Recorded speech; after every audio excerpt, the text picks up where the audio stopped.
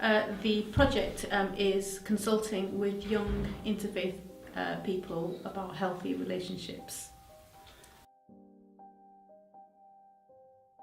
To think and reflect about why they actually want to, first of all, apply for the funding and what is a requirement within their community, and the value that a potential project could bring within that community.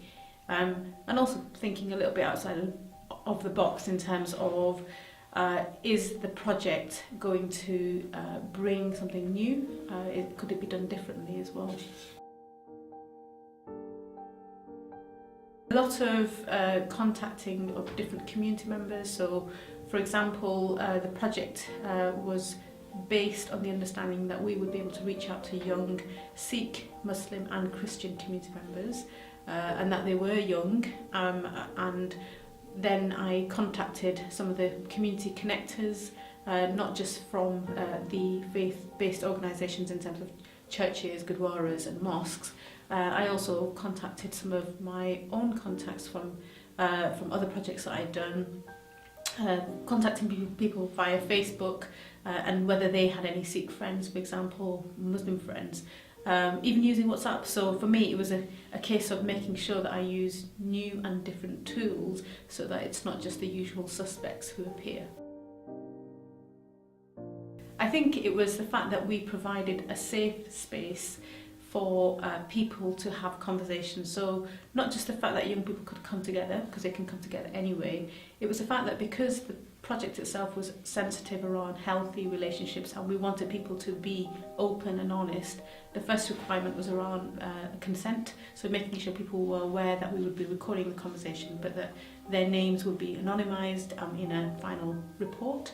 And secondly, it was about making sure that if we established the correct ground rules in terms of honesty, transparency, not feeling that you were representing a particular faith but it was your particular opinion, so making people feel that they had something to say and that they could say in a safe space.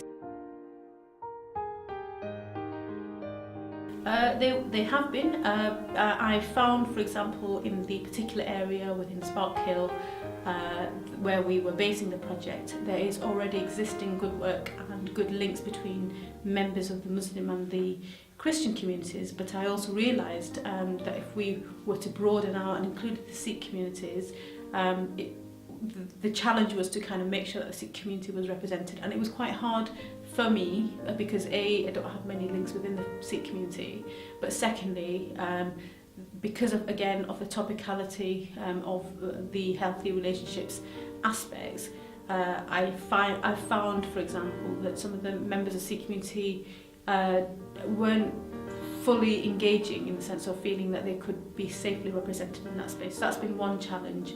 And the second challenge is about making sure that, and this is kind of where we divided kind of the male workshops from the female workshops, so that again people feel comfortable, they weren't going to be laughed at for their opinions, it was a safe space for them to communicate. So we had workshops specifically for young boys, another one for young girls, and then a separate one that we'll do for parents as well. I wouldn't change anything actually, so that's not saying that we've got everything right, but I think we've got the ingredients right.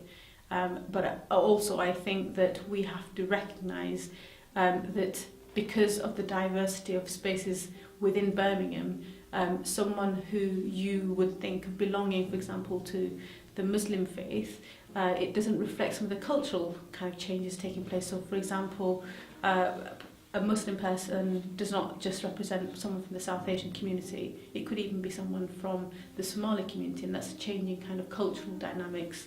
So how do you make sure that you're not putting people in boxes?